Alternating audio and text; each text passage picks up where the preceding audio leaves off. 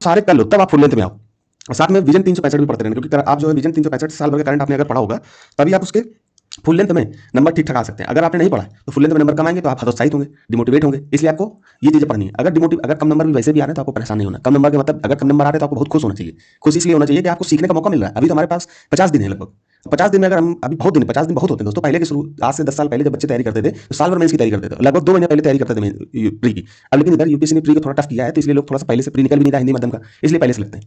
ठीक है, तो खैर ये चीज आपको फुल एंड टेस्ट सीरीज आपको लगानी है। नंबर टेस्ट सीरीज में कम है तो आपको हतोत्साहित नहीं होना, खुश होना है। ठीक है, और 20 से 25 मैं मान के चल रहा हूँ 30 क्वेश्चन आपके अगर कट पीट कर सही हो रहे हैं विजन के टेस्ट सीरीज में तो आप ये खुश होइए कि आपको अटेम्प्ट देना चाहिए। ठीक, और यूपीएससी के पीवाईक्यू जो लगेगी तो उसमें लॉजिक लगता है, टेस्ट सीरीज में लॉजिक नहीं लगेगा। ठीक है, कोई भी टेस्ट सीरीज यूपीएससी के पेपर का विकल्प बन ही नहीं सकती। खैर हम चलते हैं सीधे।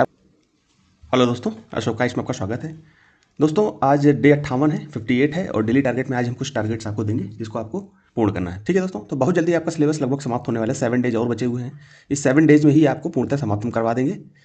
7 डेज आपका जो है 65 डेज का जो प्रोग्राम था, टोटल तो 100 डेज का था। आप लोगों को पता है कि हम शुरू से आपको बोल रहे हैं कि 100 डेज था, तो उसमें हम सोच रहे थे कि आपको 50 दिन में हम 50-55 दिन में कोर्स समाप्त कर देंगे, बाकी दिन प्रैक्टिस चलेगी। तो उसमें मैं सोच रहा था कि आपको यूपीएससी की पीवाईक्यू करा दूंगा, लेकिन वो नहीं हो पा रहा है। तो आप स्वयं से भी कर सकते हो, क्योंकि मैं कराऊंगा आपको करना। अगर कहीं दिक्कत आती है तो आप कमेंट करके हमें बताइए कि सर यूपीएससी पीवाईक्यू करने में हमें प्रॉब्लम आ रही है, तो हम बताएंगे। हालांकि मैंने यूपीएससी की मेंस के लिए पीवाईक्यू बहुत सारे कराए हैं। इसके साथ साथ यूपीएससी के पीवाईक्यू को कैसे पढ़ना है उसके लिए भी पीवाईक्यू एक नज़र हमारा प्रोग्राम चल रहा है। उसमें भी हमने 2023 तक के सारे पेपर करा दिए। 2013 से लेकर के 2023 तक के सारे पेपर करा दिए। 24-25 का कराना था, वो थोड़ा समय मेंटरशिप की वजह से नहीं मिल पा रहा है, इसलिए नहीं करा पा रहे हैं। किसी दिन समय मिलेगा तो उसको भी मैं करा दूंगा। तो आपको कहीं पर नहीं समझ में आ रहा है कि हमें यूपीएससी पीवाईक्यू से कैसे तैयारी करनी चाहिए, तो वो वहाँ पर दिया हुआ है। हालांकि उसमें भी बहुत ज़्यादा डीप नहीं जाना है कि अब क्या पढ़ना है, क्योंकि उसमें बहुत सारी चीज़ें मिलेंगी आपको। मान लो कोई क्वेश्चन आ गया, ठीक है, कोई क्वेश्चन जलवायु परिवर्तन से आ गया, ये कोपेन के जलवायु परिवर्तन से अभी यूपीएससी ने प्रश्न पूछा था, तो कोपेन के जलवायु परिवर्तन से कोई सवाल आ गया। अब उसमें सवाल है तो आपको कोपेन का जलवायु वर्गीकरण पूरा पढ़ना पड़ेगा। अब पूरा पढ़ने के लिए अब आपके पास ये तो पहले से अगर आपने पढ़ रखा है तब तो ठीक है, अगर आपने पहले नहीं पढ़ रखा है तब तो प्रॉब्लम हो जाएगी आपको। ठीक है, तो इसलिए इसमें बहुत डीप में नहीं जाना, बस सीखना है कि अब मैं ये मान के चलता हूँ कि आपको अगर थोड़ा नॉलेज होगा तभी आप ये परीक्षा भी दे रहे होगे 2026 की, और पहले से भी आपको बेसिक चीज़ें स्ट्रांग होंगी, तो आप उस कोपेन के सिद्धांत को आप वैसे रिवीजन करके आप पढ़ सकते हो। बाकी अगर शुरू से पढ़ना चाहोगे तब तो प्रॉब्लम हो जाएगी। इसलिए यूपीएससी पीवाईक्यू अगर देख रहे हो मेरे पीवाईक्यू एक नज़र प्रोग्राम के थ्रू, तो आप 1 साल का समय ले करके ही ऐसा करना। ठीक है, तो अभी आपको प्रैक्टिस करनी है तो आप अपने स्वयं से करिए। तो 65 डेज के प्रोग्राम हम लगभग समाप्त होने वाला, 58 है, खत्म हो जाएगा बहुत जल्दी। इसके बाद हम टेस्ट सीरीज चले आएंगे। टेस्ट सीरीज में आपको मैं बताता रहूँगा, जैसे पॉलिटी बता दूंगा। पॉलिटी आपने पढ़ रखा है, मैंने पढ़ा ही दिया है। पढ़ाने का मतलब मैंने खुद से नहीं पढ़ाया है, आपको गाइड किया है, तो आप मान के चला करिए कि आपको मैंने पढ़ा दिया। ठीक, मतलब बता दिया है। तो मैं आपको मेंटर के तौर पे आपको गाइड कर चुका हूँ कि आपने पॉलिटी समाप्त कर ली। ठीक है, तो पॉलिटी की जो जो टेस्ट सीरीजें हैं, सेक्शनल टेस्ट, वो मैं आपको दे दूंगा। ठीक, फिर उसके बाद मतलब फंडामेंटल टेस्ट। ठीक है, मान लो 4 टेस्ट हैं तो मैंने फर्स्ट, सेकंड, थर्ड और फोर्थ, ठीक है, चारों दे दिए। फिर उसके बाद इकोनॉमी का दे दूंगा। इसी तरह से सारे सब्जेक्टों को खत्म कराने के बाद 24 नंबर टेस्ट सीरीज विजन की। ठीक है, 24 नंबर टेस्ट में आओगे तो आपको जो मिलेगा फुल लेंथ टेस्ट। जब आप चारों सारे कर लो तब आप फुल लेंथ में आओ। और साथ में विजन 365 भी पढ़ते रहना, क्योंकि आप जो है विजन 365 साल भर का करंट आपने अगर पढ़ा होगा तभी आप उसके फुल लेंथ में नंबर ठीक ठाक आ सकते हैं। अगर आपने नहीं पढ़ा है तो फुल लेंथ में नंबर कम आएंगे तो आप हतोत्साहित होंगे, डिमोटिवेट होंगे। इसलिए आपको ये चीज़ें पढ़नी है। अगर कम नंबर भी वैसे भी आ रहे हैं तो आपको परेशान नहीं होना। कम नंबर के मतलब अगर कम नंबर आ रहे हैं तो आपको बहुत खुश होना चाहिए। खुश इसलिए होना चाहिए कि आपको सीखने का मौका मिल रहा है। अभी तो हमारे पास 50 दिन है लगभग।